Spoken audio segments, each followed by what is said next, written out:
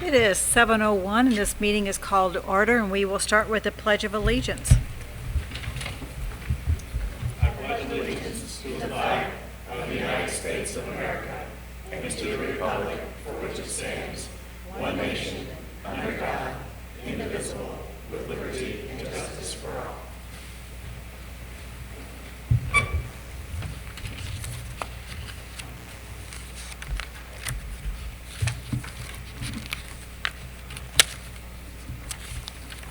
Welcome to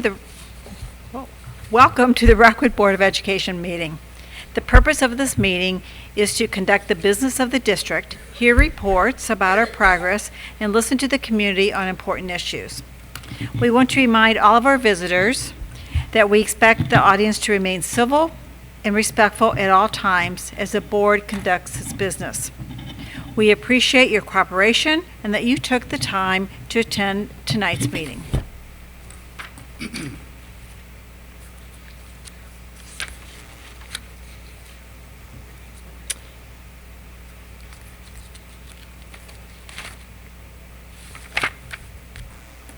The first order of business is the approval of the agenda.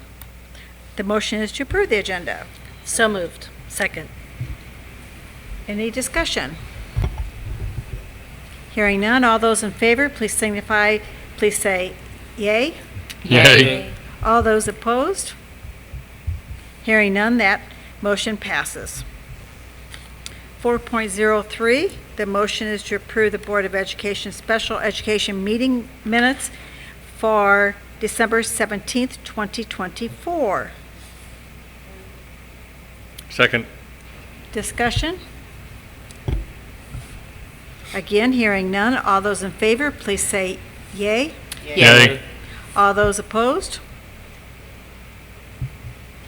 The motion passes.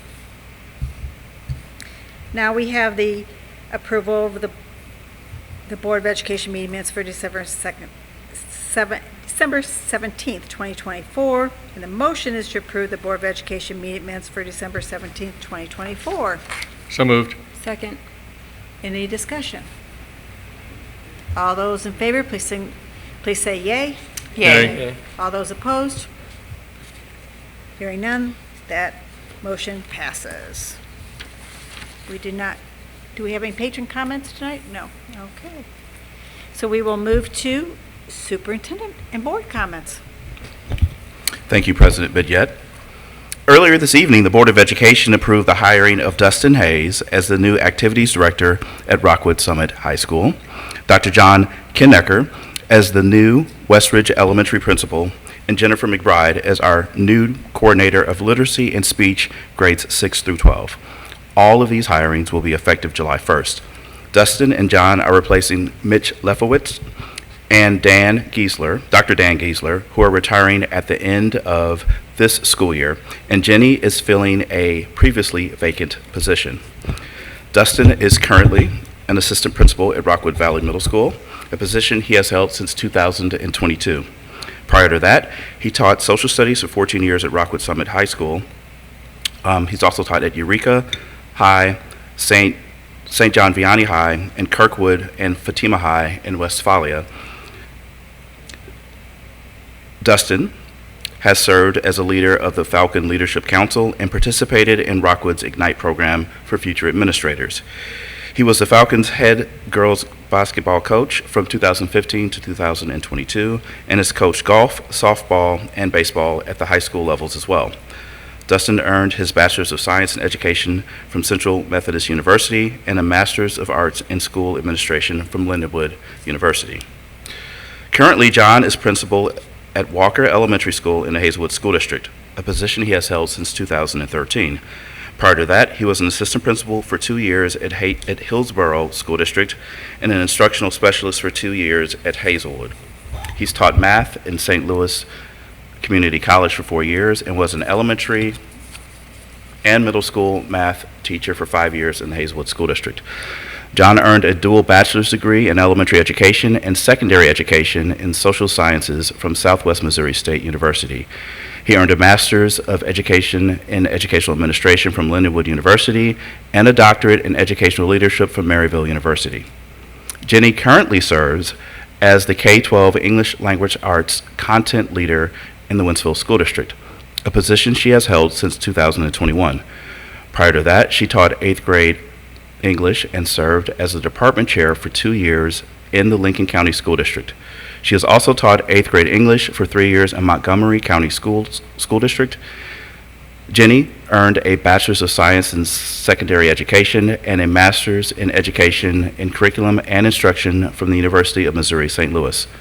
Dustin and John are both here tonight, so I'll ask you to both please stand, and we are welcome to have them join the team here in the Rockwood School District. Congratulations.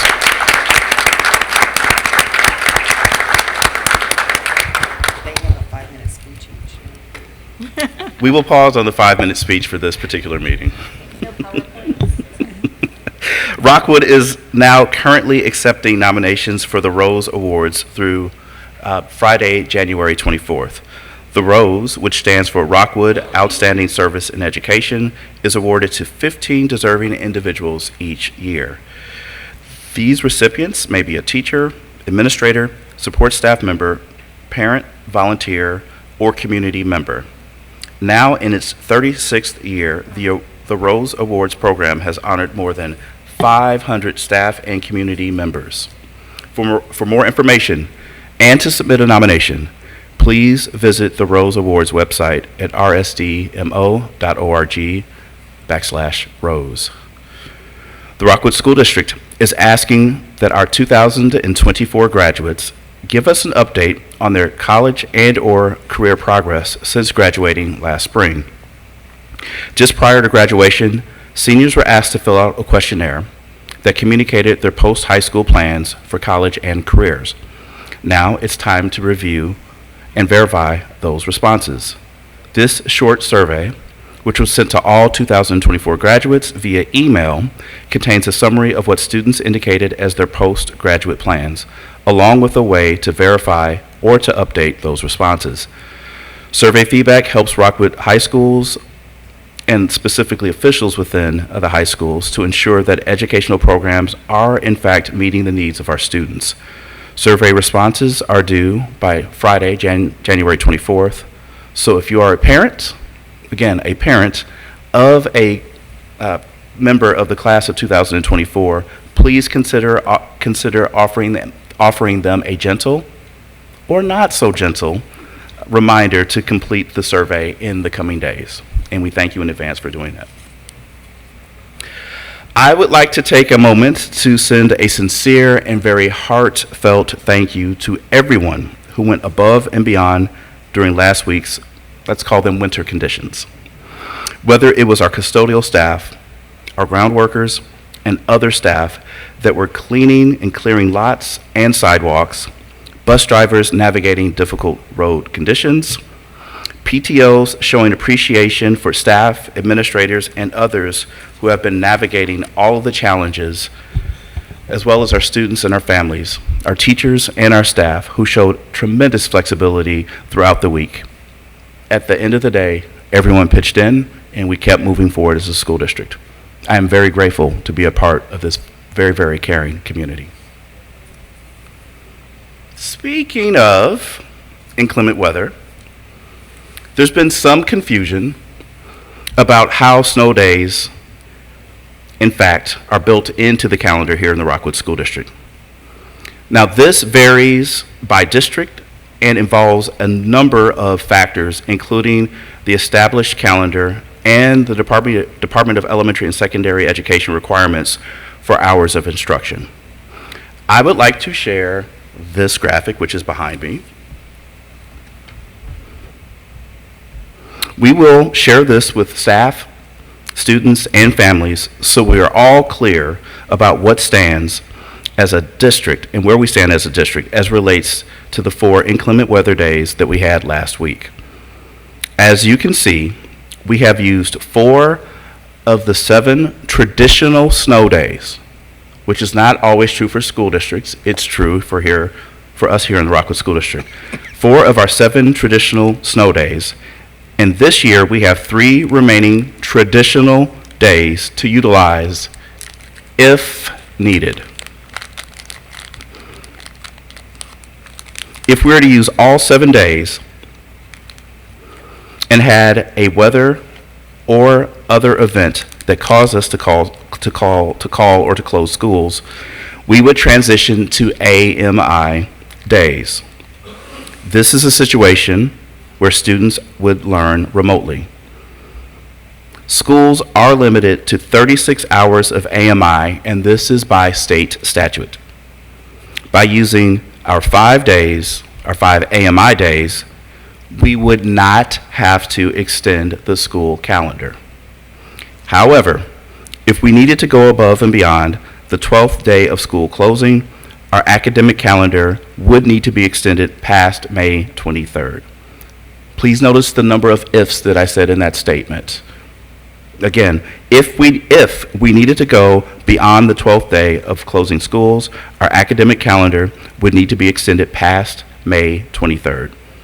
So while it's certainly our hope that we don't have to, in fact, have quite another weather event like the last one that we had, we do have some days in the bank, so to speak, that we can use without having to extend the current school year.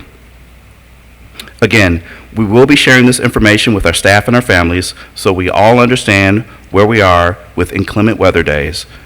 I also want to point out that this will vary from school year to school year. In fact, because of the decreased number of school days next school year, we will have 4 traditional school days to start with for the 2025-2026 school year before we would need to transition to remote learning days. But that is next year. Who knows what could happen in terms of statute change or legislation change or potential change in legislation. But that is what we know to be fact at this point in time. Let's work through getting through this semester first. But this is the graphic that I get a very strong sense will become very popular in the Rockwood School District, and it will give us an idea of where we stand and what school, and specifically learning, would in fact look like. I do want to ask our Board of Education to have some conversation about us revisiting and having a more detailed dive on our ballot history in the Rockwood School District. I think it's important to understand where we have been, what's been on the ballot, and some opportunities for something to be potentially placed on the ballot in the not too distant future in our school district.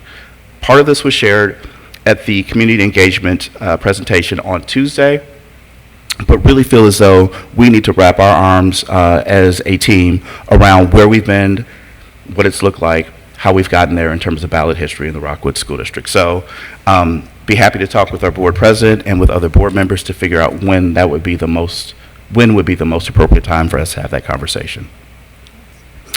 One last item. Before winter break, Babler Elementary School Assistant Principal Dr. Michelle Fitzsimmons, she is not going to let me forget that. Dr. Michelle Fitzsimmons was named the St. Louis Suburban Elementary Principal Association 2025 Outstanding Assistant Principal. She was honored by her family, students, and colleagues, and Wild Horse Elementary School Principal Dr. Sean Riley, who was also an SLSEPA president. This was during a surprise celebration at Babler Elementary School. She and other outstanding assistant principal award winners from 10 other regions around the state will be honored at the Missouri Association of Elementary School Principals Leadership Conference in March. Let's watch some video from that surprise announcement. You guys are so lucky because you work with amazing teachers, you work with amazing principals, and one of those principals we would like to recognize today. Could I get Dr. Fitzsimmons to come on up here? Our very own Dr. Fitzsimmons was nominated for and selected as Outstanding Assistant Principal for the St. Louis region, the entire St. Louis region!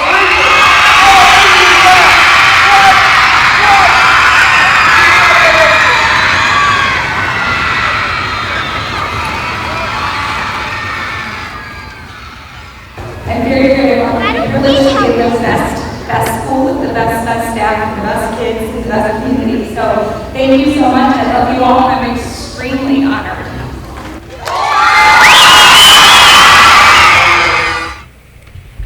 Again, congratulations to Dr. Fitzsimmons. Madam President, that's all I have this evening. Thank you. Any board comments tonight? I have one I'd like to make. I had the pleasure this weekend of attending the all-suburban high school concert and jazz band at Lindbergh High School, where we had 5 of our students participating in. So just a big shout out to the students who did participate in that. And even though the rehearsal days were cut short by that weather, they sounded fantastic. I would just like to echo Dr. Kane's comments about our staff, students, parents, community members, everyone that helped out with Snowmageddon. Hopefully that won't happen again, but it really shows what a community can be successful when it comes together. So just thank you from the bottom of our hearts.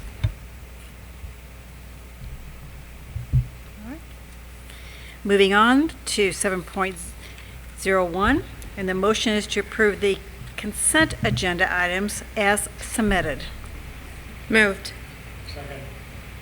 Any discussion? I have a comment. I'd like to acknowledge 7.15, the public gifts. We have 3 gifts this time. The Manusco Mancuso Foundation from the Early Childhood Center has made a sizable donation to support their social, emotional, and educational enrichment for adaptive technology for their learners. The Belevins PTO made a donation to update their playground equipment. And then there's an anonymous Lafayette High School donation for new uniforms for their cheerleading. So again, thank you to the community members and people that have donated to support our students and their activities and being successful in their school years. Thank you, Tammy. Any other discussion? If not, all those in favor, please signify by saying yay. Yay. Any opposed? Hearing none, that motion carries. And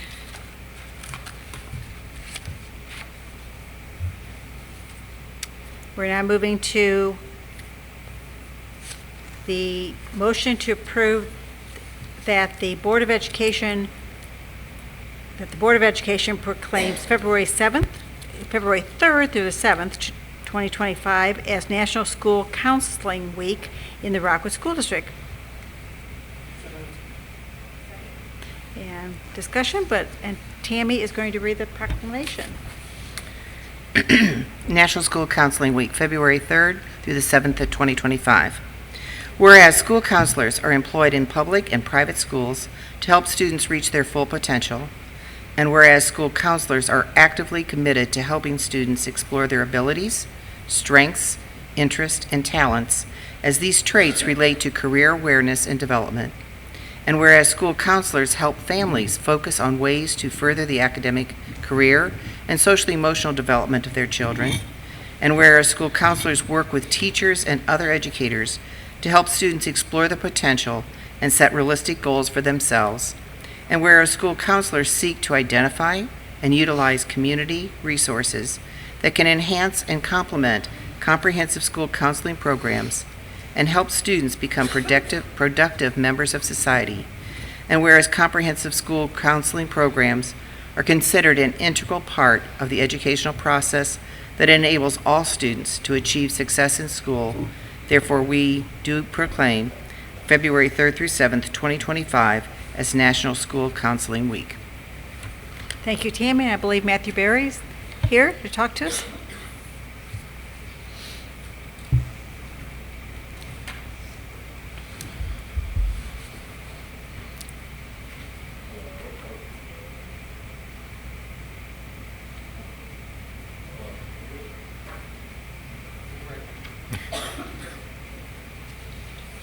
We'll get you fixed up.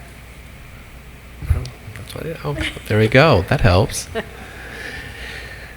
Well, good evening, Board of Education, members, colleagues, and school community. I am honored to sit before you to express my gratitude for your support of our school counselors and the critical work they do each day to help our students thrive. Tonight, we celebrate not only the role our school counselors play, but also the transformative power of comprehensive school counseling programs.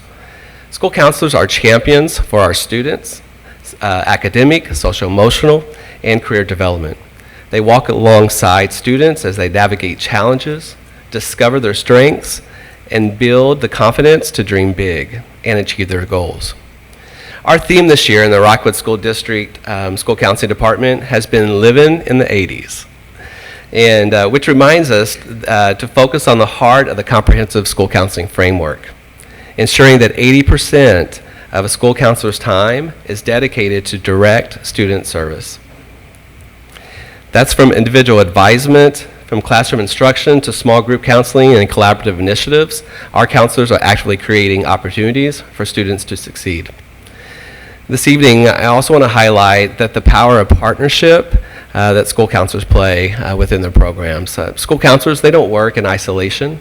They collaborate with teachers, administrators, families, and community organizations to provide a network of support that helps every student.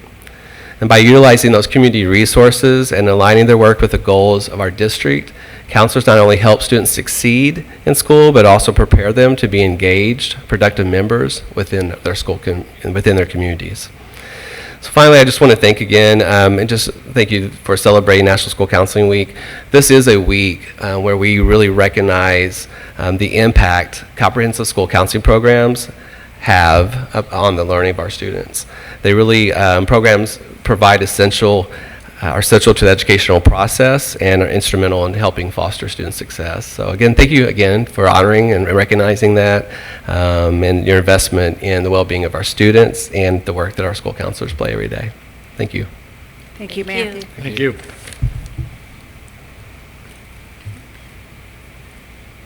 So the motion is to approve that the Board of Education proclaims February 3rd to the 7th, 2025 as National School Counseling Week in the Rockwood School District. All those in favor, please signify by saying yay. Yay. Any opposed? That motion carries. Put my glasses on, I'll read a little better.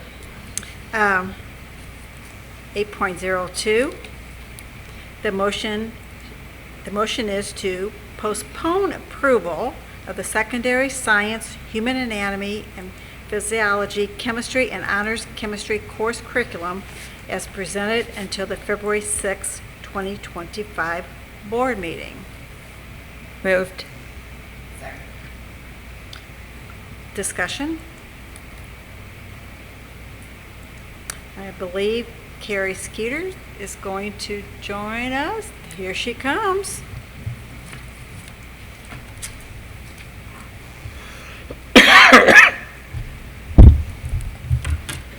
Thank you, Good Carrie. evening, Board of Education, Dr. Kane, community members, teachers. Thank you so much for the opportunity to address you this evening and share with you the incredible work that these fine coordinators and teachers in the Rockwood School District have done over the course of the past few years. Before I dive into the process and then invite the coordinators to share their curriculum with you, I just want to say a couple things. The first thing is it is an incredible privilege to work with such fine educators as these curriculum coordinators. There's only 5 here this evening. However, all of them are just absolutely incredible. They do very fine work, and they are dedicated to the learning outcomes for all students. And when I say all, I mean all.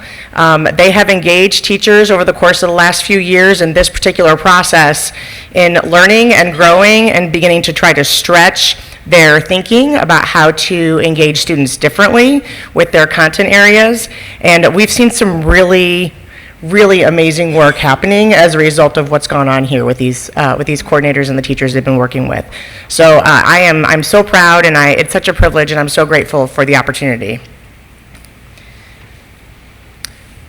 So I'm just going to run through real quickly. I believe we did this about the same time last year, so we're building some familiarity, and I know that I was not the first person to share this kind of information with you. So we start the curriculum development process by engaging in research and a program review. So our coordinators identify a steering committee. They work with those teachers to look at what current research says, what best practices are, what next practices might be coming.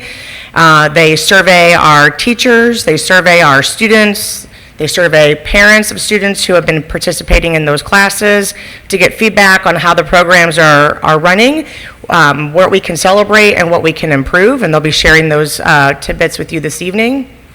They take that information and use it to figure out then where do we go from here with our curriculum.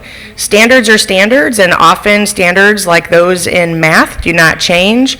However, the practices that we use to instruct do, and that often impacts sequence and how we group them together, and even how we break them down into bits so that we can better understand them and better share them with students. Once that phase is complete, we shift into writing and gathering feedback.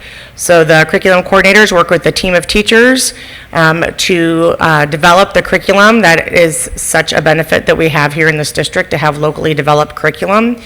And they design this curriculum to provide course outcomes, essential course outcomes that help us to differentiate between what is absolutely essential to know and what is simply nice to know. They develop proficiency scales, and then they begin to develop assessments, and once that is complete. The teachers use this information in their PLCs to then begin to answer those 4 critical questions to plan their instruction. And then finally, we move to implementation, and in that phase, we start to actually implement the curriculum, teach the revisions, and utilize our new resources. During the feedback loop, which happens in the second phase of the development process, we share our draft curriculums with the program review committee, and we get their feedback, the teachers in the content area, the RLC Parent Curriculum Advisory Panel, and we engage the public in a review session. This year, we had 13 parents attend total, but from our AM and PM sessions of our parent RLC, and we had 1 community member join us for the curriculum night, the public review night. We're pretty sure that individual thought we were probably answering questions just about all of the curriculum in general, and so I'm not sure that they were there to provide feedback, but we still happily engaged in conversation with that individual. So we engaged several components of the community in gathering feedback about the curriculum. And what has been shared with those groups of individuals will be shared with you this evening. So the next steps. Implementation training begins now and will continue through the summer of 2025.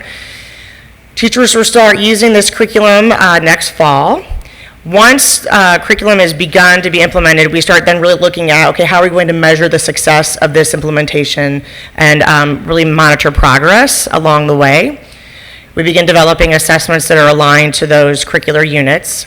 And then we have ongoing work that continues to happen.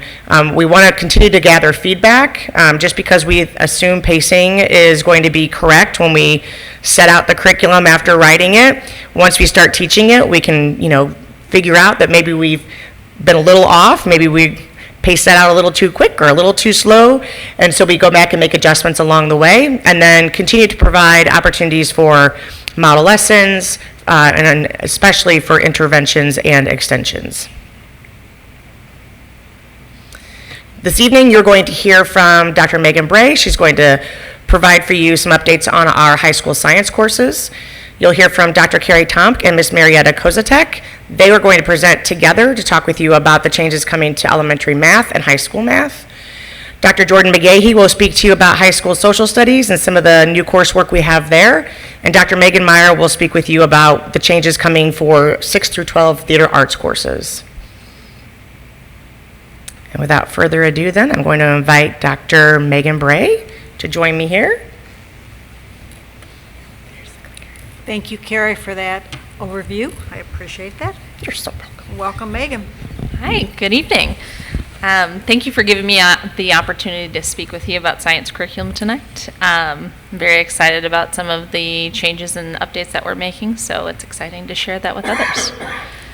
So as far as our courses that we are updating this time around, we have chemistry, honors chemistry, and human anatomy and physiology. We had a great group of teachers this past summer that worked very diligently to get these courses to where we need them and make those necessary updates based on our program evaluation.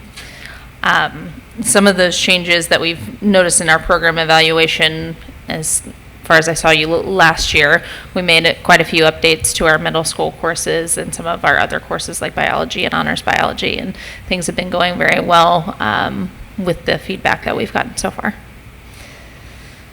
So the big points that I want to point out with the program evaluation, so we started out with a survey to our community members, and I have a couple numbers here. We had 4,144 students that gave us feedback on our survey, 566 parents, and 73 teachers. So we had a lot of feedback to go off of, a lot of open comments that we were able to receive. So it was a wealth of data that we were welcome to, and we're happy to get that information. And from that, we have looked through the data, and we've really found that a overwhelming amount of feedback has showed that a lot of parents and our students are pleased with the program and that we've had so far. And we had a lot of open comments that were like, please don't change anything, I love it. So that was good to see, but there's always room for improvement. So we've been looking and seeing what are the things that we want to change moving forward. And we've noticed that we would like to provide multiple modes of instruction and assessment for students. So giving students an opportunity to show their learning and their strengths. So having project-based learning, having collaborative work, ways that they can show their learning more than just one way. Another thing that is specific to science education is that we try to bring in real-world phenomena, and that is really just looking at the world around you, wondering, being curious, and tying into that curiosity of those students to be able to instruct based on the content. So one of the big things that we've noticed is since our program evaluation, we did not have a change in our standards, but a lot of our changes that we wanted to make were more instructionally focused. So we wanted to continue building on students' knowledge that they already have, and like I said, be curious about the world around them. And we want to build that in our instruction, which takes the PD and that implementation time to make those changes. We want to also reduce some of the number of details that student needs to master and really focus that time on deeply engaging students in science investigations and argumentation with the content. And like I said before, bringing in real-world phenomena to drive our instruction. But our biggest change that you'll see in the curriculum documents themselves is the proficiency scales. So last time around we did not have proficiency scales. This time around we have proficiency scales that show what really mastery of the content looks like and what it looks like at a proficient level and what it looks like when a student has not quite got there yet and they're developing or emerging on that standard and what it looks like to go beyond.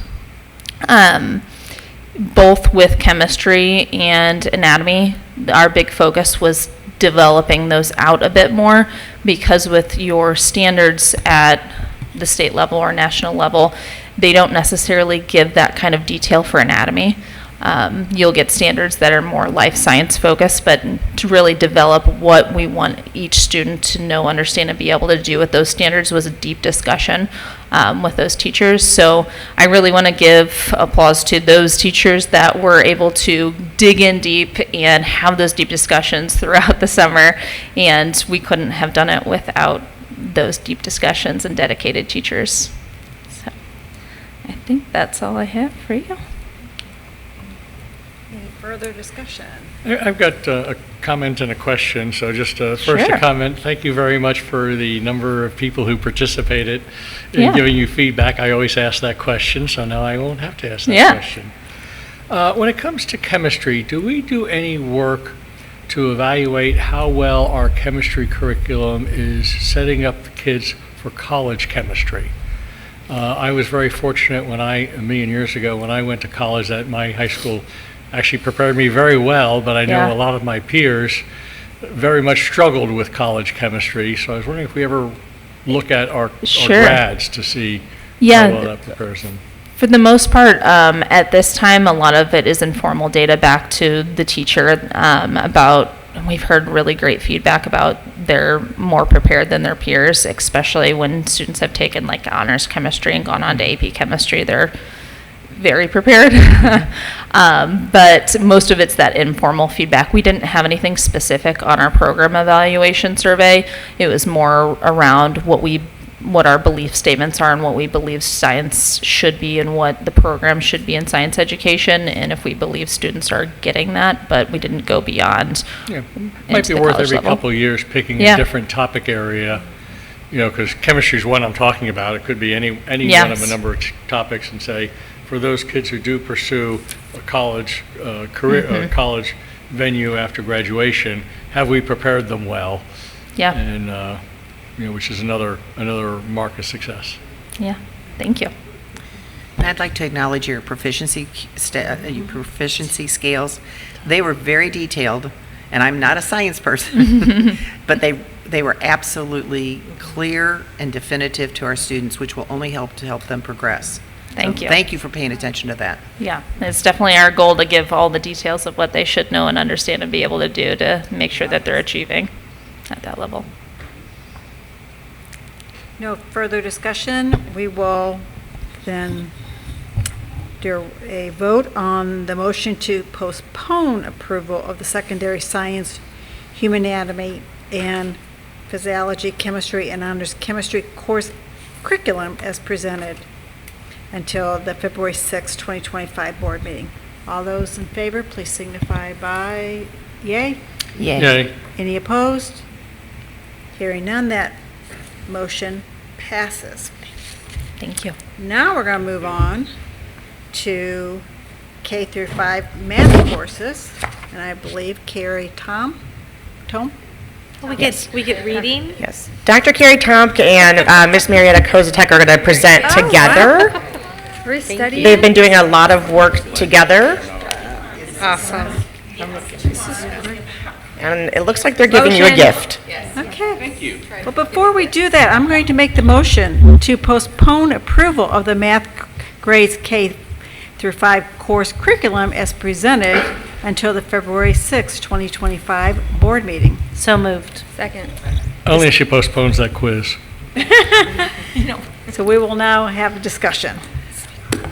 Thank you, Carrie. Hi, we're excited to be here to present together. Marietta and I have done a lot of work K-12 to try to align instructional practices. And we will talk a little bit more about the party favor that we gave you guys as we talk about professional development and the work that we've been doing with teachers and students. So we conducted our program review 2 years ago. It completed 2 years ago. And we surveyed parents, and we found our parents responded with our areas of strength. They like the fact that our students have the ability to learn and think in deep and complex ways and exposed to multiple ways to solve problems opposed to just one way that's accepted. Our students are engaged and they enjoy math class. The students understand the why behind the mathematics. Our community appreciates our math teachers who make learning math fun, engaging, and then the additional assistance and supports that our teachers provide our students. Our students are developing stronger critical thinking skills and problem-solving skills, and that our program offers advanced math courses. So through that work, we did find some areas for growth. So we need to continue to work to support and meet the needs of our individual learners, continue to make math applicable to the real world, build better communication with our parents, develop cohesion across grade levels with resources, vocabularies, and mathematical models. It's one of the biggest reasons why we're trying to do all of this work together so that we can make sure everything that we're doing aligns all the way up. Identify and provide early intervention. Continue to develop curriculum that's focused on standards and understanding of mathematics. Continue to build fluency in math and increase instruction time. That came from our secondary findings. So some of the proposed shifts in curriculum writing for K through 12 were that our curriculum documents should use correct and consistent vocabulary and strategies. Unit documents will have all resources and supplements referenced, cited, and organized for easy access. An intervention course should be developed for freshman students who are not ready to begin Algebra 1. Intervention support should be in place at all grade levels to support students and meet their learning needs. And the curriculum should have cohesion across all grade levels.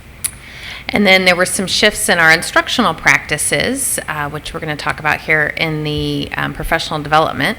But students should be actively engaged in math during math instruction. A lot of times we see students, maybe complying or mimicking what's happening, but they're not necessarily engaged in the math instruction.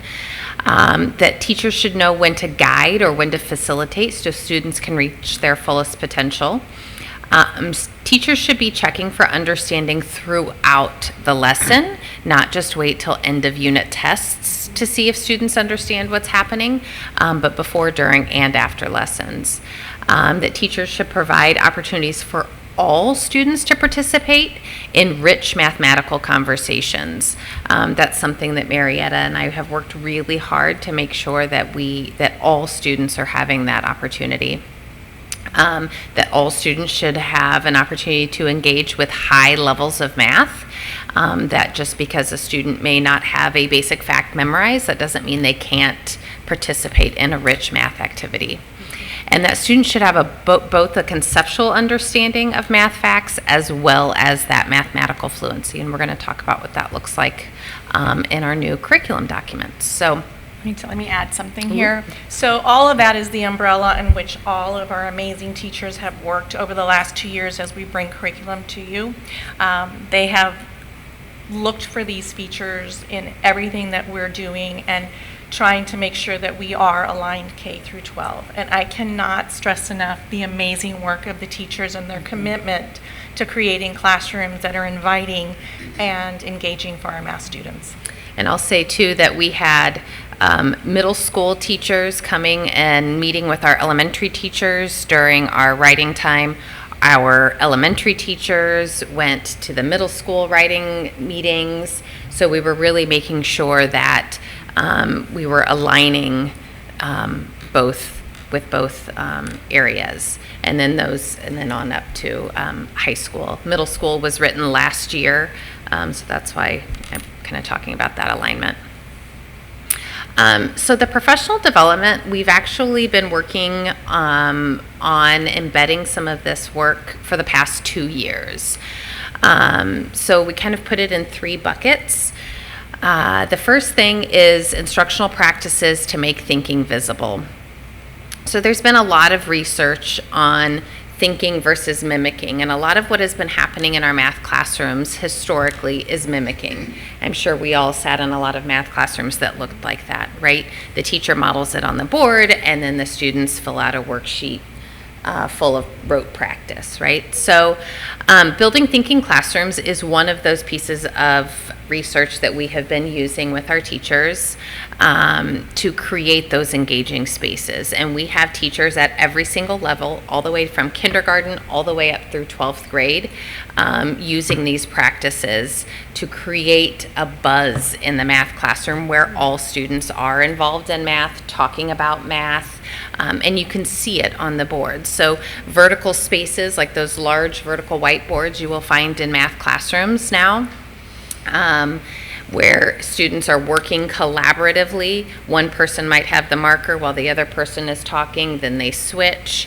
There's also a balance of the individual work, right? Not all of math is group work, but the initial thinking comes together where they're putting their minds together. The knowledge is around the classroom, not just isolated on an individual piece of paper. So building thinking classrooms, we've done individual book study or asynchronous book studies. We've had a math consultant from the state coming in and helping provide some of this professional development with our teachers. And it's been really exciting to see come to life. I know Dr. Kane has been able to see some of that in some of our classrooms and sit in on some of that PD. We're really making sure that all students feel like they belong in the math classroom. We have at the elementary level this year, we've had about 40 classrooms become lab classrooms for us, where we as coaches can go in and really work with the teacher, work with the students to see how this work is coming to life. And we have heard from students that, maybe students that have historically disliked math are seeing themselves as mathematicians now, and they're setting personal goals about becoming a better math leader at the whiteboard, and it's really exciting to see. So that book that you have in front of you, we are not using every single practice out of it. We're really focusing on chapters 1 through 10 at elementary, adding in the note-taking in chapter 11 at secondary. Some of our 5th grade teachers have dabbled in that. But it's a really easy book to read, and I encourage you to thumb through it and see what is happening in our classrooms. The author of the book has a variety of interviews, so if you Google him, you can see him. He's actually very interesting to listen to, and he's a great presenter, so if you ever see the author, he will make you work, just like the book outlines. So it's busy. The other thing that's really amazing about the practices in building thinking classrooms is that the classroom becomes a community of learning. It's not just rows of students, like Carrie was mentioning, of isolated and trying to think by themselves, but it does foster a sense of community in the classroom so that the students are actually feeling like more vulnerable to learn, and it's safe. So it isn't that one student that's constantly raising their hand and you're like, okay, I see you.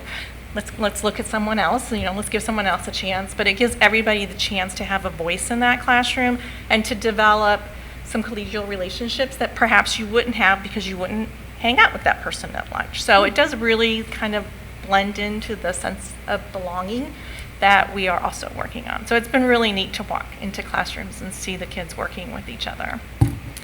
And then the next thing we're working on, February 7th, we are kicking off our math professional development at the elementary and high school level. We have the author of Mathematics for Human Flourishing coming in, Dr. Francis Sue. He is a mathematics professor at Harvey Mudd College. So we thought it was really important that we bring in somebody from higher ed that is using some of these practices in their classroom of what is it that we really value in mathematics. We all now have a calculator in our pocket. We need thinkers and problem solvers. So how do we foster that, and how do we use assessment to assess that?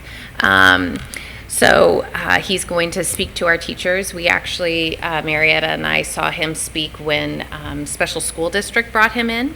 So we're encouraging all Gen Ed and SPED teachers and administrators to come hear him so that we have cohesion between those two places as well. And then... So the beauty of what he's speaking about is, and I think you'll see this just thinking about how you were taught math, we've taken the creativity out of math. We have not given our students the opportunities to think outside that box of step 1, step 2, step 3, especially at the high school level.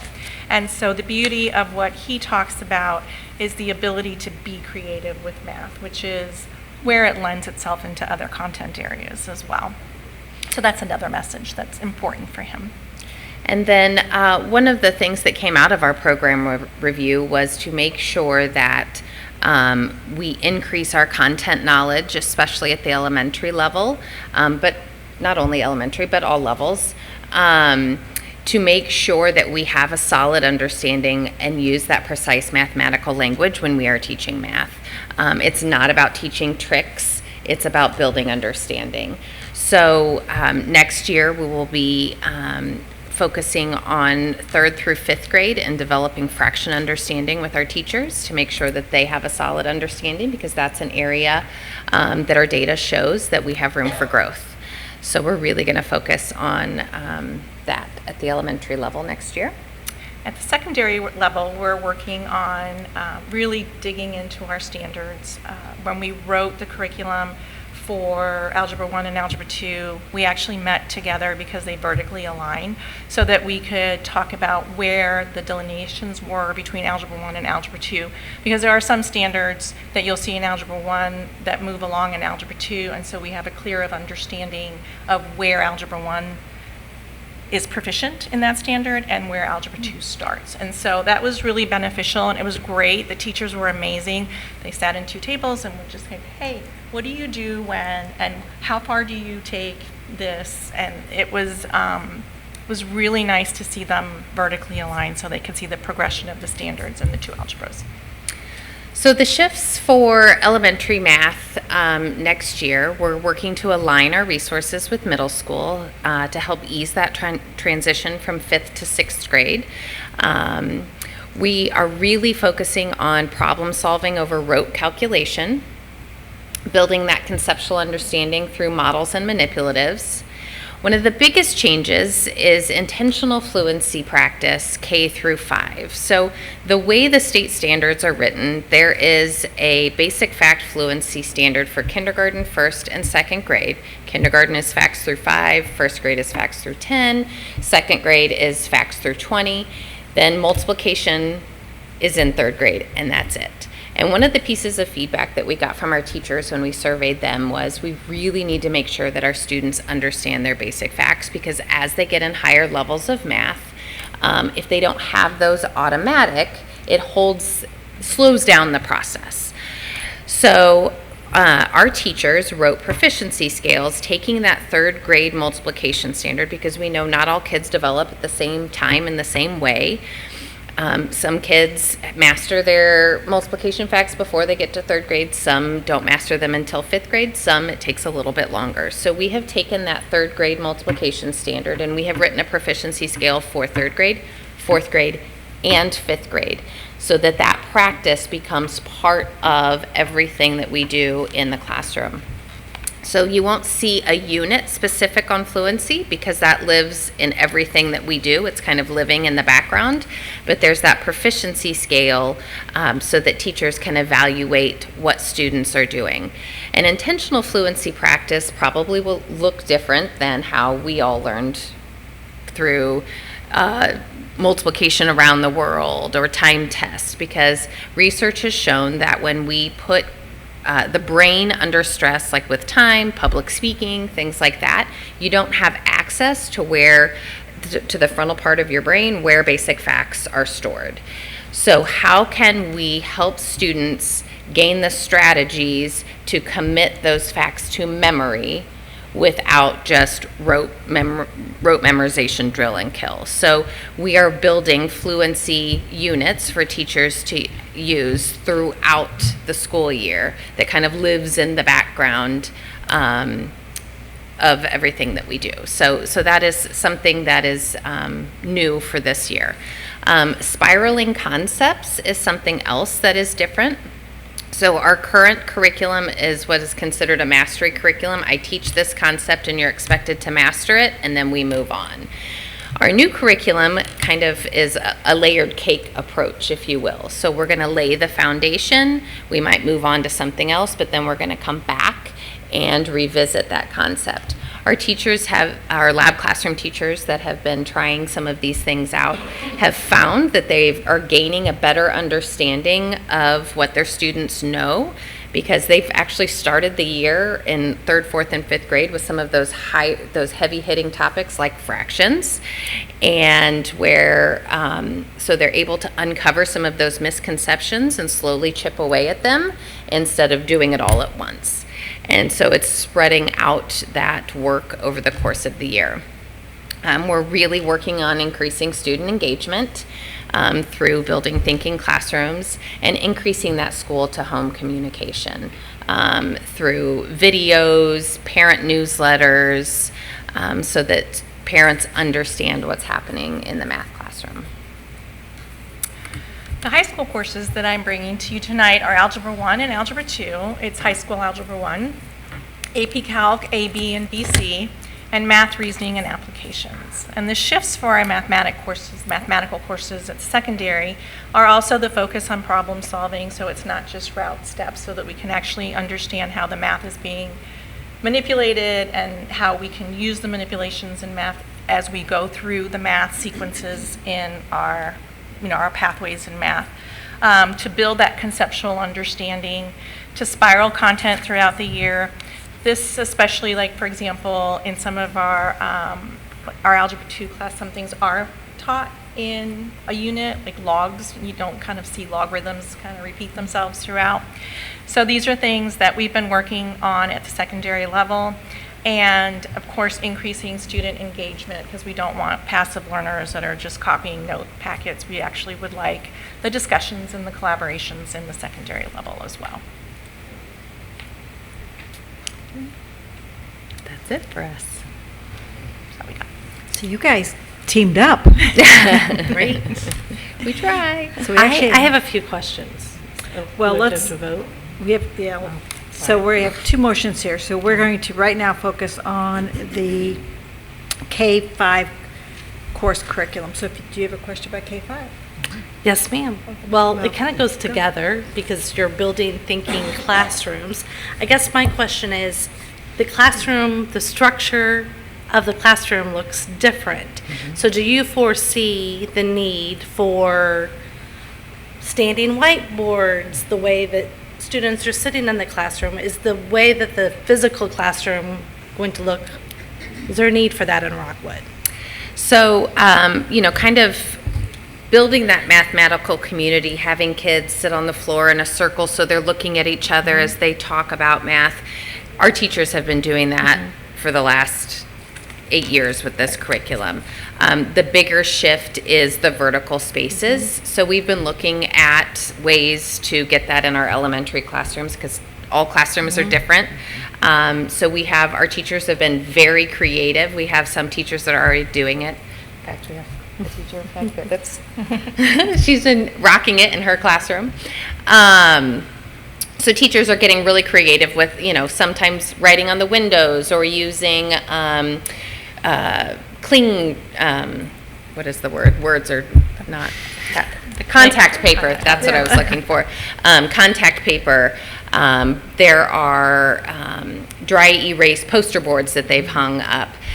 But with this next curriculum, we are going to purchase kind of a classroom standard for all classrooms. And what we have found, they're large whiteboards that have a stand, so teachers can set them on tabletops or they can put them away, so that everybody at least has that standard to use. But then teachers are very creative with how they kind of utilize their own space. So if they'd rather use something else, they can do that as well. And then at secondary, It depends on the size of the classroom. We purchase the rolling vertical boards. We have rooms that have several of the whiteboards on the boards. We've tried white books. It's really a matter of preference for what works best in that classroom. Some classrooms just don't have the room for the rolling boards, and some of them just needed the mounted boards. So we're working with different buildings and different ways to make it so it's the most comfortable in that classroom without making it too crazy. Can I just, I'm so sorry. I was just going to comment on that also to answer your question. Yes, there needs to be changes. The built classroom community cannot be built when we're sitting in rows. Today, we walked into a math classroom at the middle school level. Students were sitting together in pods, and as the teacher is moving around and helping someone else, we saw one student demonstrate incredible vulnerability, another student demonstrate great empathy as he says, "I don't know what I'm doing here," and the other one leans in, uses his pencil, and starts showing him, "Well, why do you have this here? What's going on here?" We can't do that when we're sitting in rows and we're not engaging collaboratively. I will also, well, I'm going to say, because I'll just say, I don't know that we have the furniture to do that. So that's problematic. In some places the furniture doesn't fit well together. So yes. Thank you for sharing that. I think that needs to be heard. My other question is, you were talking about the fact fluency. I don't know if I used the correct terminology. But I know with some of the other curriculum, our instructional coaches have been writing the curriculum. Are you writing these units as a curriculum director, or are you purchasing something for those fluency units? Where are those coming from? So we're using resources Okay. so for the overall core units, we have a resource that we will be bringing to you all that aligns with middle school. And then as far as like fluency resources, we are pulling from research-based professional development resources to pull them all together to put for our teachers. That we are not inventing them. Perfect. And then my last comment, sorry, I said I wasn't going to talk a lot tonight, I am. My last comment is, I would love the opportunity, I don't know for the other 6 of you, I would love to be able to go on a field trip and go to a couple elementary, hit a middle school, and then maybe see a couple high school, just see the continuum of what this looks like across the board. Absolutely, yeah. If you come up with that, I would love to be a part of that. So that comment leads me to my comment, was that just I believe the importance of your homeschool communication as these shifts are made, that to make sure that parents can keep up with the shifts and care, people in our students' lives. And the other thing is, I heard you say something about getting kids to love mathematics. Nothing breaks my heart more than to hear a young second grade girl say, I'm not a math student, I don't like math. I mean, that's heartbreaking, so. We have to get adults to stop saying that as well. Is there a way you can share those resources with us Which resources? that you're bringing together to create what you're doing? Oh, sorry. Sure, I can share some of the professional development resources that we're pulling from for fluency. Sure. Thank you. Yeah, I'm just curious. Yeah, Jenny Bay Williams is one of them. That she's actually a local Missouri homegrown math educator, and she has a publication through NCTM about basic fact fluency. So sure. And let us know when the training is that the guy you're bringing. Oh, yeah. we Yeah. can maybe I would love that. So face- we have February 6th, he's presenting just to administrators. We have an AM session and a PM session. Here. If we're invited. We're here. I would love for you to come. Absolutely. Absolutely. We also have some building thinking classrooms workshops happening in April that you are also invited to if you would like to come. Absolutely. We have April 23rd, 29th, and April 30th. And then we also have some in June 5th and June 18th.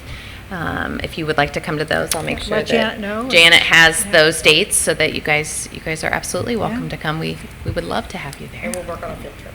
Yes. We will Yeah. work on the field trip. I don't have questions, but I have a couple of comments. One is, thank you for being data-driven and looking at where the gaps are and being conscious to close those gaps, because that really affects our students' progression as they go through the grades. The second thing is, as I was going through all of your documents, the balance between the high-level thinking and fact fluency is really spot on. We need both, and you really have paid attention to that. Your lab classrooms are amazing. And then, along with Dr. Mignette's, Director Mignette's comment, my question was in these, because repeatedly through the review here, you've talked about the homeschool connection, and you talk about videos and newsletters. And one of the things that we get constantly from parents is, I don't understand what they're doing. Can you just speak to us a little bit more about how you'll be clear to convey what is covered, what the expectations are, how it's being evaluated, and things like that?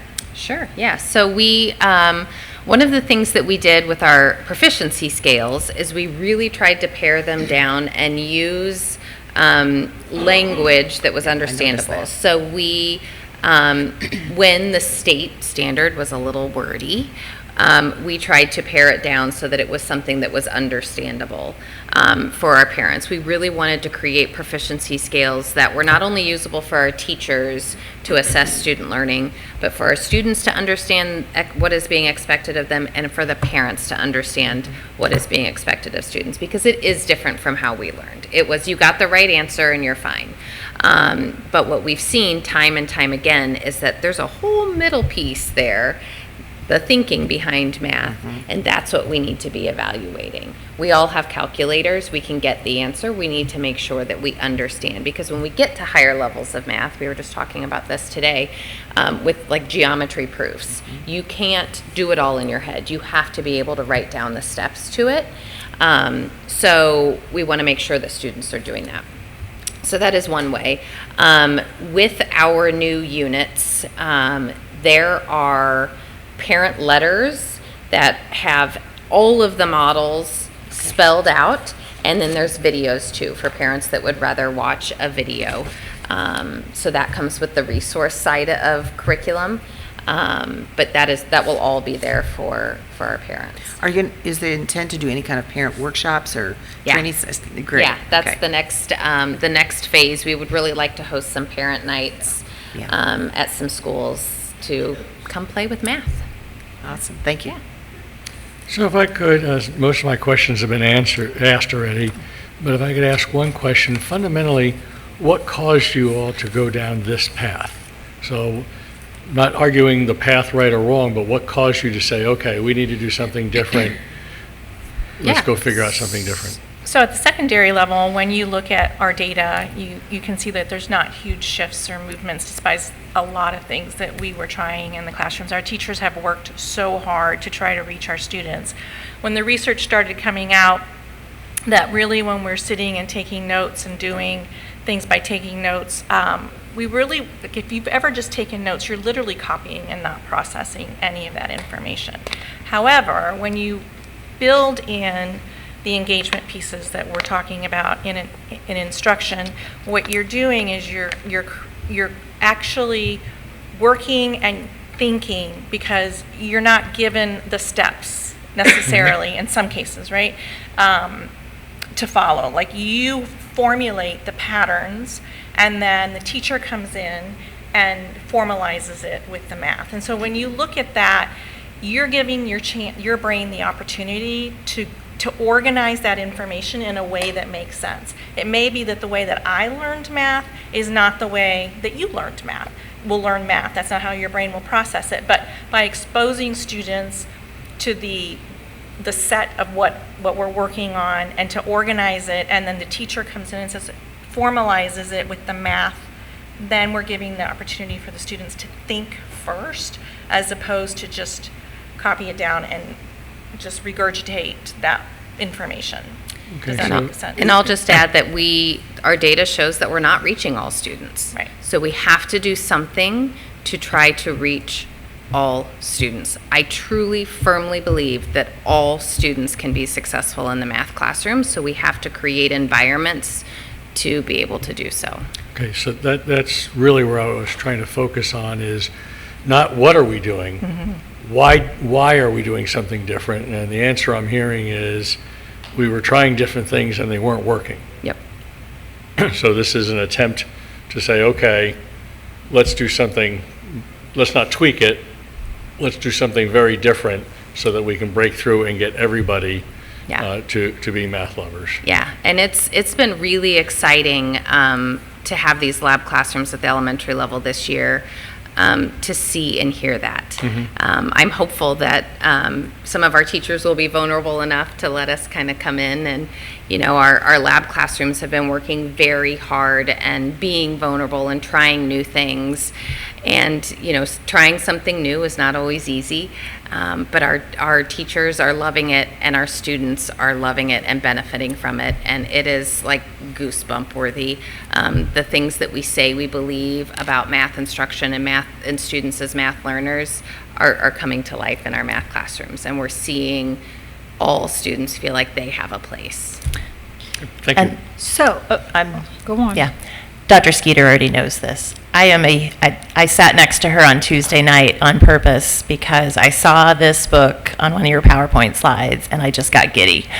As you know, I work at a two-year college, and the two-year colleges across the nation are adopting this practice and are seeing such huge results in adults that didn't get math in the K through 12 system. And teachers are loving it, and they're building community in a mathematics classroom.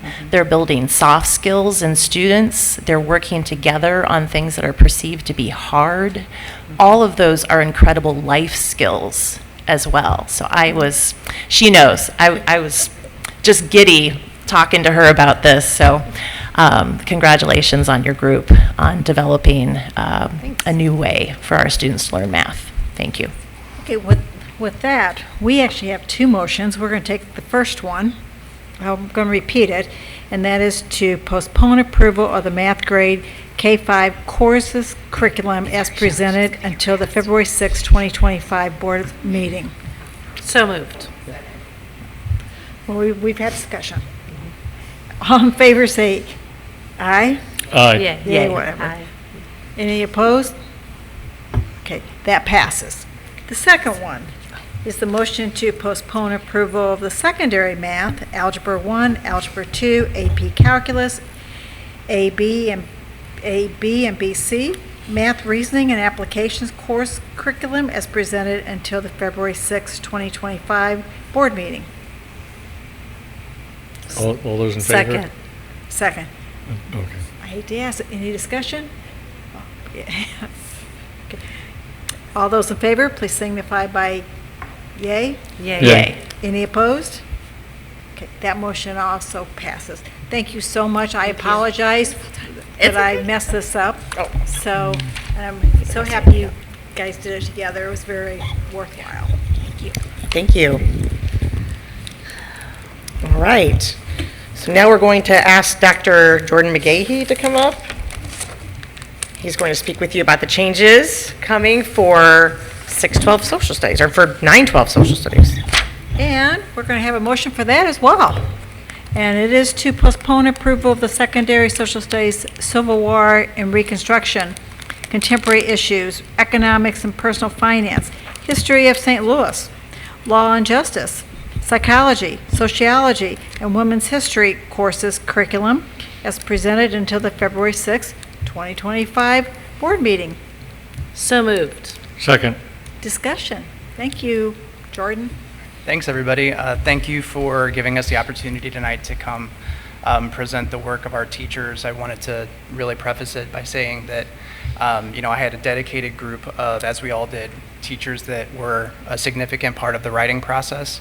I had most of my high school teachers, about 80% of my high school teachers come and write curriculum this summer for our 8 elective courses. And I'll talk about that here in a little bit because that's a little bit of a shift from the program that we've been offering in the past.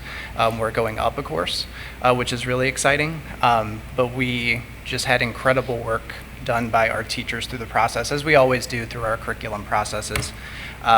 Tonight, I'm presenting our new curriculum for our elective high school courses. So the formatting is very off on that. It really is. Oh, it's because it's really weird. Downloaded PowerPoint. So the highlighted, this was very aligned when I did it on the Google slide presentation. Ours is fine. Yeah. As long as yours is, that's what's important. So the highlighted courses that you're seeing are our new courses.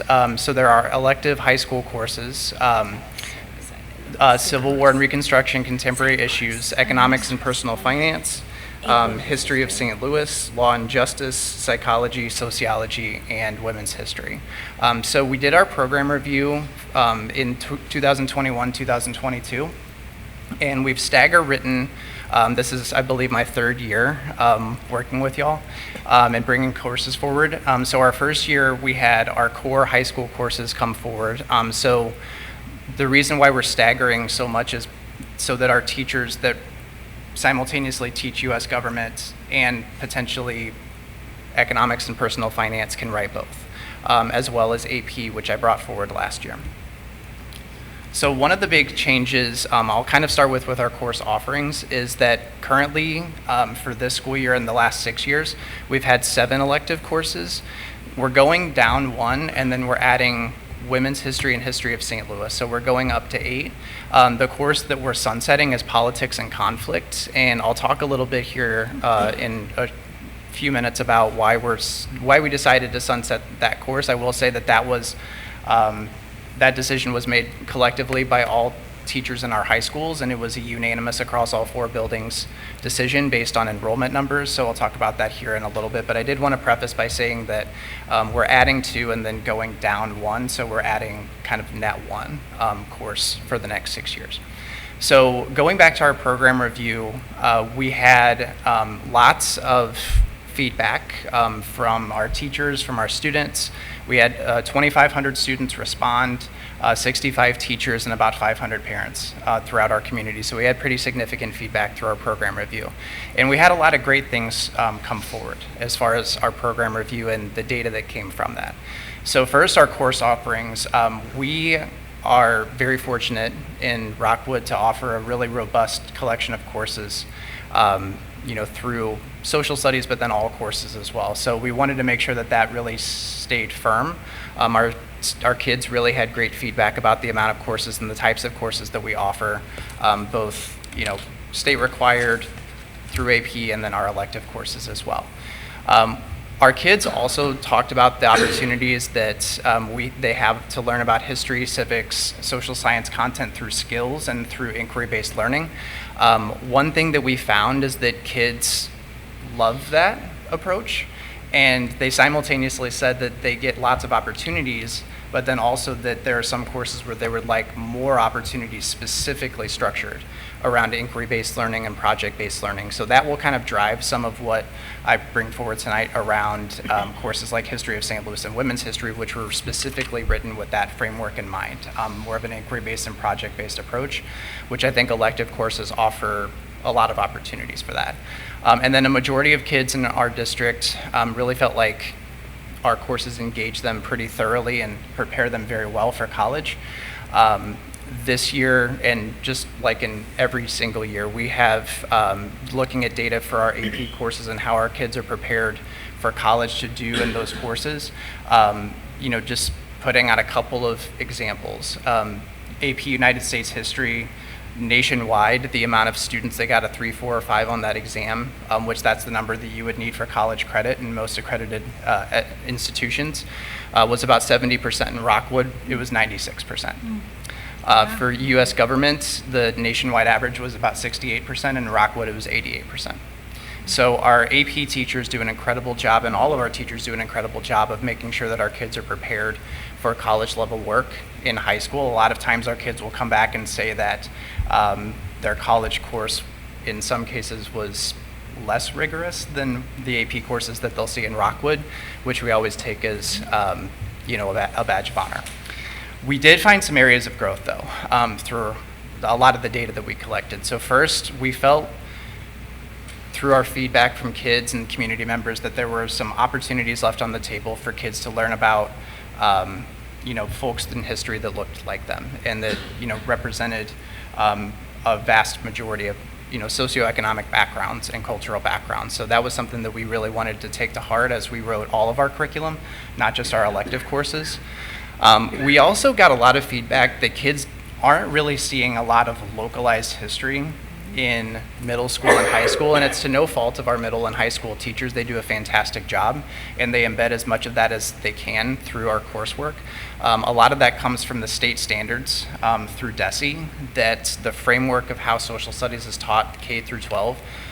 Kids learn about Missouri history in 3rd grade, and then in U.S. government, there is a Missouri history and government component that kids learn about either their freshman, sophomore, or junior year, depending on how the district structure the scope and sequence for the course. But that's about it from the state level. So we really wanted to honor that and bring forward some more options for kids to learn about localized history, state and local history native to Missouri and St. Louis, because as we all know, Missouri and St. Louis have a really robust history that needs to be celebrated and honored and taught and learned. And then we really wanted Kids really want more opportunities around inquiry-based learning and media literacy especially. As we all know, I think, in the room, one of the big things that came through our program review in 2021-22 is that we really need an additional focus on media literacy skills.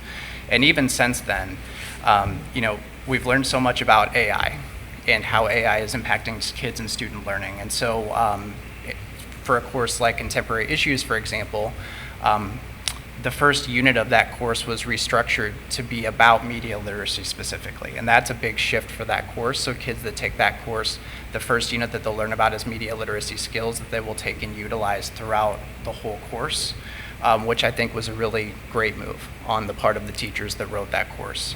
Very smart. And that's something that has come in U.S. government courses and AP government courses as well. So our teachers have done a really good job in taking the feedback from the program review and really putting that into practice through our writing. So instructional focuses. Teachers really want our kids to be active and critical thinkers in all ways possible through our courses. We really want to make sure that our kids are embedding the knowledge and skills and concepts through all of our social studies courses. We also have added proficiency skills like every other content area has over the last few years. Ours are written around the C3 framework standards. So for social studies, we consulted with trainers from Arzano consulting group, and we really looked at, through recommendations from them, focusing our proficiency scales around specific C3 framework standards, which are our national social studies standards. And the reason we went standard specific was because those standards really can spiral throughout the whole year because they're centered around social studies skills like primary source analysis, secondary source analysis, collaboration, critical thinking. So we really wanted our proficiency scales to center around skills that kids could learn in the first unit of the year, the middle part of the year, the last unit of the year that kids could take, not just in social studies classes, but utilize in really every class. So proficiency skills and ICANN statements for our elective courses are present as well as they are in our state required courses. So looking at feedback from our, additional feedback from our program review, the two courses at the top, these were again, thousands of kids, hundreds of parents and teachers throughout the district responded that of the courses that DESE offers in their course matrix that we didn't offer at the time, women's history and history of St. Louis were at the top. And that coincided with additional feedback that we got that we were potentially missing some effective teaching of, differing groups in society, but then also more localized history. So when you think about the fact that, there are thousands of individuals that responded to this, we really wanted to make sure that our decisions were based on what our community wants and what our kids want and what's going to engage our kids. And working with Shelley and looking at, kind of the next few years as far as course guides and what kids are registering for, the feedback for history of St. Louis and women's history have been pretty strong to this point as far as kids signing up for those courses in future years. So we're already seeing some exciting possibilities with those courses. I know our teachers are super excited to teach them. It's been a really fun process writing those from the beginning. We partnered with friends of ours from Clayton, Parkway, Ladue, MICDS for history of St. Louis, and then nationally we looked at a lot of districts in states throughout the country that also teach women's history, and some districts as well in the area that have taught women's history both as a separate course, but then also have embedded more women's history components within their U.S. history courses as well. So we looked at a variety of different programs for each of those. For our other elective courses, we took a lot of our existing curricula, we added to it. There haven't been major shifts in the standards for courses like economics, psychology, sociology, but we did really supplement and make some shifts where we felt like we really needed to based on the program review findings that we received from the community. So just wanted to give a little bit of a sneak peek at the course structure for both history of St. Louis and women's history, since they are new courses. So history of St. Louis is really taught around themes. So our themes are St. Louis power and politics, science, technology, and industry, social changes in St. Louis culture. And if you look at the units for each of those courses, the really big driving focus is a project and inquiry-based focus for all of those courses. Our teachers felt very strongly that for those courses, because they are elective courses and we really want to engage our kids and make them excited about learning about our local history, that we really wanted to involve them through the inquiry and project-based mindset and focus. So we're going to be doing training with and around inquiry-based learning and project-based learning, and writing a lot of homegrown resources. We're in the middle of that at the moment, and we're really looking forward to partnering with local groups like the Missouri History Museum, Gateway Arch Museum. There's no shortage of incredible community outreach programs to reach out to for courses like History of St. Louis, and then our friends in other districts that we really reviewed a lot of information from in building these courses have been just incredible partners to work with as well. For women's history, we really leaned on DESE's United States History Standards to make sure that what's in our women's history course were also supported by our DESE content or item specifications. So a lot of what you would see from a content standpoint in especially like units 2 through 4 are supported by both the C3 framework national standards and then the DESE content standards as well. But we also wanted to make sure that both courses ended with a focus on a project-based and inquiry-based mindset. That kids built to that culminating research project at the end that they would present to an authentic audience.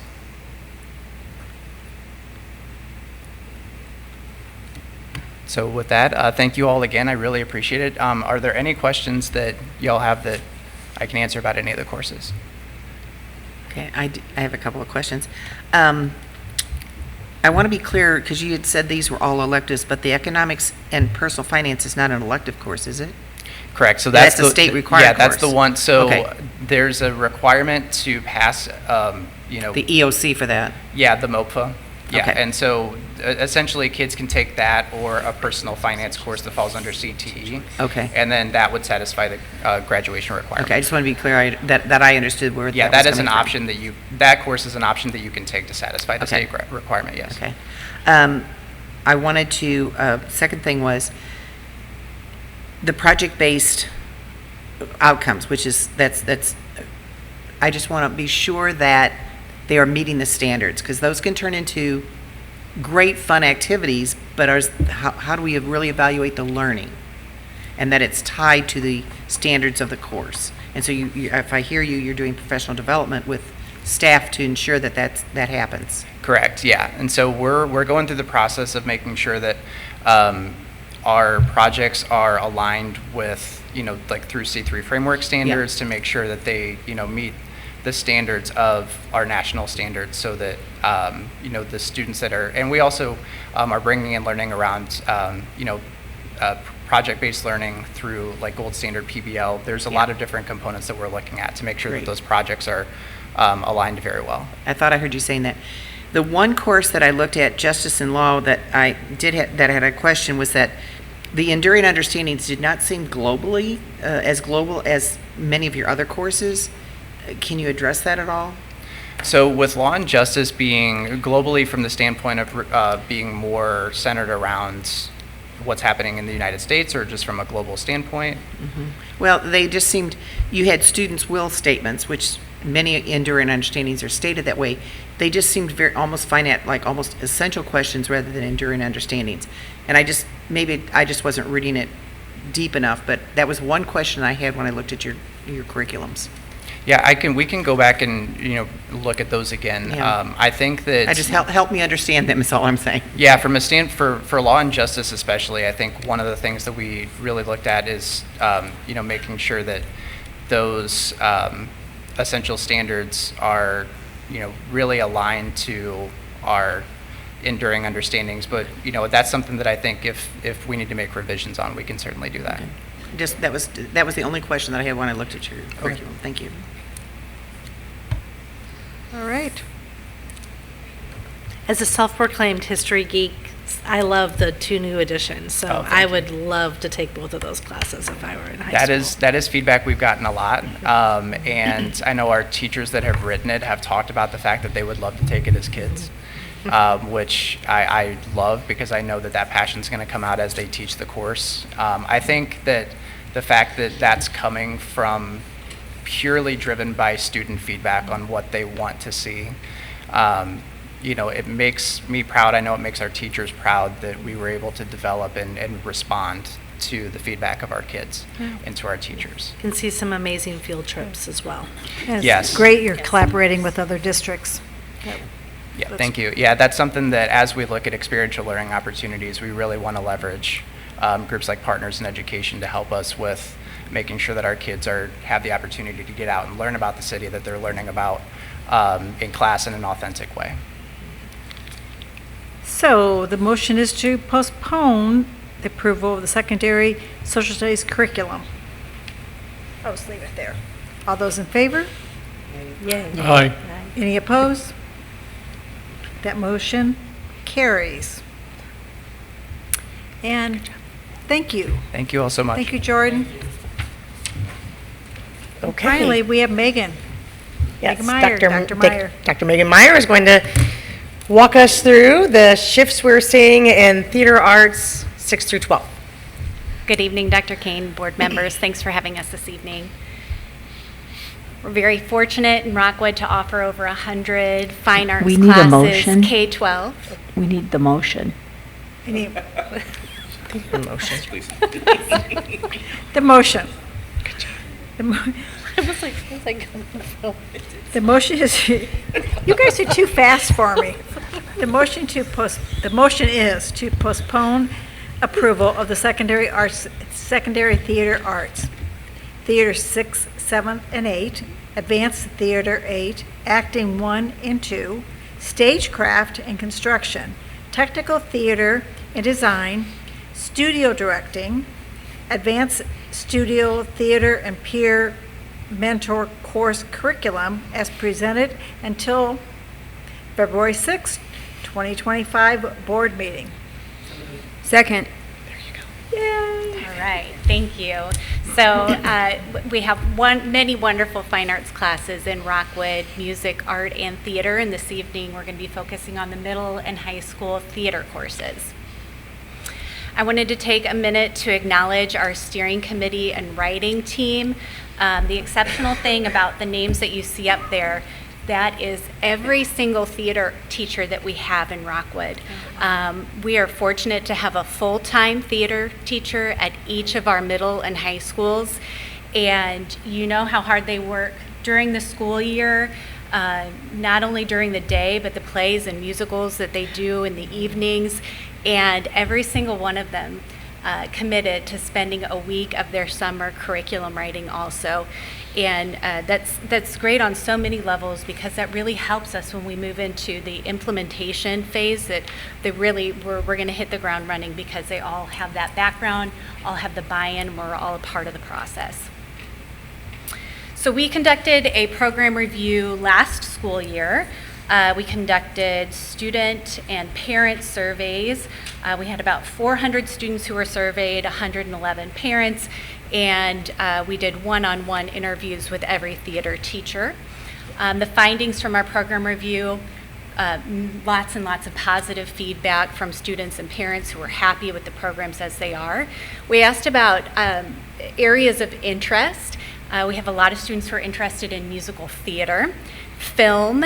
They love playing the improv games that you see in a lot of theater classrooms, and technical theater, so specifically lighting and design and sound design. We got feedback that our current middle school course titles are confusing. We hear that from both parents and students and actually our counselors also. We heard from our students and parents, like I said, that technical theater was an area of interest, and we heard from our teachers that many of them feel like they don't have the resources to teach lighting and audio design well in the classroom setting. They do it outside of school in their extracurricular programs, but teaching it well in their courses. And also many of our theater teachers, their primary background is acting. So they felt like they needed more development of skills in order to really teach those areas well. And we have at several of our high schools for the last few years, we have had sections of Acting 1 that are made up of our students who spend the majority of their day in a special education setting. And those courses are taught by a theater teacher and also a special education teacher. We also bring in some upper level theater students who serve as mentors for the students in those courses. Like I said, this has been operating this way for a couple of years, but we haven't had a course title for those students who are serving as the mentors. And we're seeing that from transcripting purposes and for counselors with enrollment, that was somewhat problematic. So our outcomes, we have simplified the names of our middle school theater courses. We've got Theater 6, 7, and 8. And Advanced Theater 8 is just for our students who have already taken a semester of theater previously. We considered writing additional courses, but we decided instead to take those areas of high interest for our students and incorporate those as instructional units in the courses that we currently have. We also we're establishing a standard list of technical theater equipment and resources that we're going to have in every middle and high school theater classroom so that they all have access to the equipment and resources that they need in order to teach those areas of high interest for our students with lighting and audio design. We wrote the curriculum for a new course, Peer Mentors, and so that is the Acting 1 section that is for our students who are primarily in a special education setting. They will enroll in Acting 1. Our students who are serving as the mentors will enroll in Peer Mentors, but those courses will be offered concurrently. But it'll be more clear what standards the students are working toward during that time.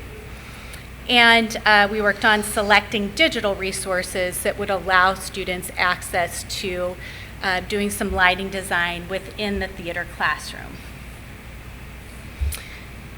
So like I said, the great thing about having all of our theater teachers as a part of the writing team is we were able to really dig in and start doing some professional development and preparing for implementation last summer. I'll start with in the middle there. We discovered actually during COVID and decided to bring back Matt Kaiser is a theater professor in New Hampshire, and he developed these lighting labs that are accessible on Chromebooks. And so he came in, we brought him in, and he worked with our teachers this summer, 2 full days of professional development, and really helped them come up with a lot of lesson ideas, unit ideas for how they can have students designing lighting in their theater classes. I'll go to the proficiency-based grading in the content areas. So we've had proficiency scales in our fine arts courses for well over 5 years now, and so was really looking at how can we improve them, how can we take them to the next level, and also looking at just standards-informed grading in middle and high school. And so I reached out to John Grice. He is a co-author of the proficiency-based grading in the content areas. I believe most of the authors are staff members at L.A. Stevenson High School outside of the Chicago area, and John is the fine arts director there. And he has done, he actually came and worked with our theater teachers first semester. We spent a full day really digging into what does proficiency-based grading look like specifically in fine arts classrooms and specifically in theater classes. And he is going to work with us over Zoom on our February PD Day also. Dr. Talia Goldstein, Why Theater Education Matters. This book is really, it's brand new and it's gaining popularity. I've talked to you before about the studio habits of mind from visual arts, and this was work that was done many years ago on they call it the real benefits of a visual art education, that sometimes there's a temptation to validate the purpose of the arts in schools by saying they're going to increase test scores and that kind of thing. And we know there's some correlations there, but there are also so many other transferable skills that are really important that are developed in arts classes. So Lois Hetland did the work of identifying the transferable skills that are naturally developed in visual arts classroom. Talia Goldstein, most recently, she took that same work as her foundation and she did that for theater classrooms. The really special thing about her research is that one of her sites where she conducted her research was Eureka High School. So throughout the book, there are references to the work that's going on in the theater classrooms at Eureka High School. And she talks about things like flexible thinking and how that's important for actors. It's important when you're putting on a production to have flexible thinking, but that's important in a lot of settings. And those are skills that our students develop in a theater class that will help them regardless of their future endeavors. That's all I have for you. Are there any questions? I just have a silly question. For the middle school with the theater 6th, 7th, and 8th, the classes will look different. So a student can take it 6th, 7th, and 8th. And then if they take 8th first semester, then the second semester they can take the advanced. Am I understanding that correctly? Yes, that's correct. Okay. So in 6th grade, it's a quarter class.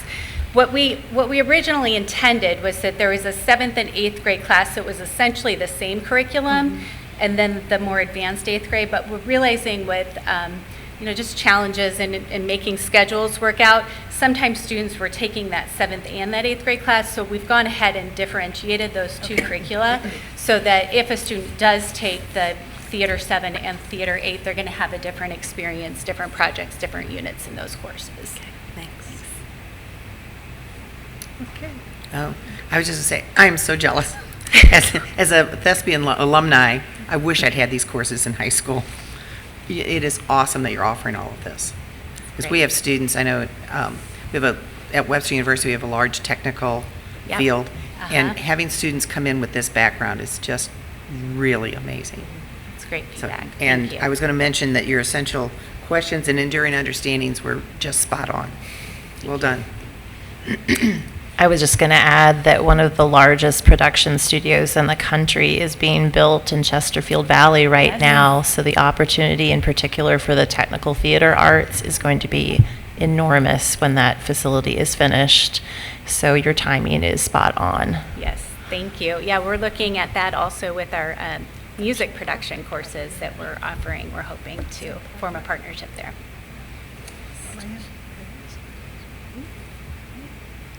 And I just confirmed that is actually in the Rockwood School District. Yes. God bless you. So, the motion is to postpone approval of the secondary theater arts 6, 7, and 8, advanced theater 8, acting 1 and 2, stagecraft and construction, technical theater and design, studio directing, advanced studio theater, and peer mentor course curriculum as presented until the February 6, 2025 board meeting. Everyone in favor, please signify by yea. Yay. Yay. Aye. Any opposed? That motion carries. Thank you so much, Megan. May I make one more comment before I walk away? I know I don't want to prolong this, but Dr. Meyer brought the peer mentors class to you for approval. You're going to see a few more of those. We have some of those courses operating that way right now, and through the collaborative work with Paige Carlson, Megan Meyer, Sally Schulte, we're looking to define those classes a little bit better so that the role of the student who serves as the peer mentor is very clear, what they are focusing on, what their learner outcomes are, and then focusing on what are the outcomes for students who, as Dr. Meyer shared, are spending most of their time in a special education setting, and what goals we're working toward for those students as well. So we're not coming into a course and we're not just helping students along. There are clear outcomes designed for all students. I'm so proud of this work. I haven't seen anything like this previously where it's been done with such intentionality. And so I just wanted you to be aware you're going to be seeing a few more of those as we move through the next probably year or two. So just to be very clear about what that is and to celebrate that work. So thank you. I actually had the privilege of attending a production at Crestview, and I saw that, and it was incredible. Yeah. Yes. The level of work and collaboration and respectful teaching was amazing. Absolutely. So thank you so much for your time this evening. Appreciate it very much. Thank you. You could just stay there. No, that's okay. We're almost at the end here. 8.07 Advocacy Committee Update and Review of Legislative Platform, and this, Carrie's going to lead us off. But first, we have a motion to approve the legislative platform as presented. Okay. So in December, our advocacy committee met, and at that meeting, we reviewed the board award, the December Board Awards night. And we invited all of our current legislators to that event. Senator Mary Elizabeth Coleman was there to celebrate with us and share the success, or celebrate the successes of our students. So we were excited to have her here that evening. We also discussed that on January 3rd, we were going to have a joint Parkway Rockwood legislative breakfast for new legislators to Parkway and Rockwood at the Junior Achievement Office. And Dr. Kane, Mrs. LePack, President Midget, and myself attended that meeting. We have 3 new legislators in Rockwood. Senator David Gregory is replacing Andrew Koenig. Representative Jacqueline Zimmerman is replacing Deb Lavender. And Representative Cecile, I think I'm pronouncing that right? I'm going to say it wrong, but Representative Williams is replacing Representative Gary Bonaker. And at that luncheon, Jacqueline Zimmerman attended that with us in Rockwood. We also reviewed the legislative calendar. The session has started, but in December, we were discussing how many bills related to education had already been introduced. So as of our December meeting, there were 401 House bills that would potentially impact public education, 476 Senate bills that were introduced, 401 House bills that were introduced, 476 Senate bills, and of those bills, 45 were related to education. Pardon me, I stand corrected. And we know that that will increase. At that time, none of, this was reported by the St. Louis PLC board, none of the legislators from St. Louis had introduced any of their bills at that time as well. We also discussed sending a letter to our RSD legislators from the Board of Education sharing what was reviewed and approved related to our legislative platform tonight. We discussed building or continuing to build relationships with our local legislators, and we discussed that when we go down in March to our Advocacy Day, we would like a palm card with a QR code that shares our successes, shares our legislative platform, and have that as a tool when we go down there as well. And then finally, we discussed our local platform, which Education Plus presented, as well as the MSBA platform and why we're looking to adopt the Ed Plus platform. It relates more to local politics here in St. Louis County, in our region versus the MSBA platform. So tonight, with the assistance of Directors Emig and Romberg, we're going to read that platform and hopefully approve it for this 2025 Missouri legislative session. Okay. We also, here's my reading actually. As the bedrock of strong local communities, public schools continue to serve our students' educational and emotional well-being.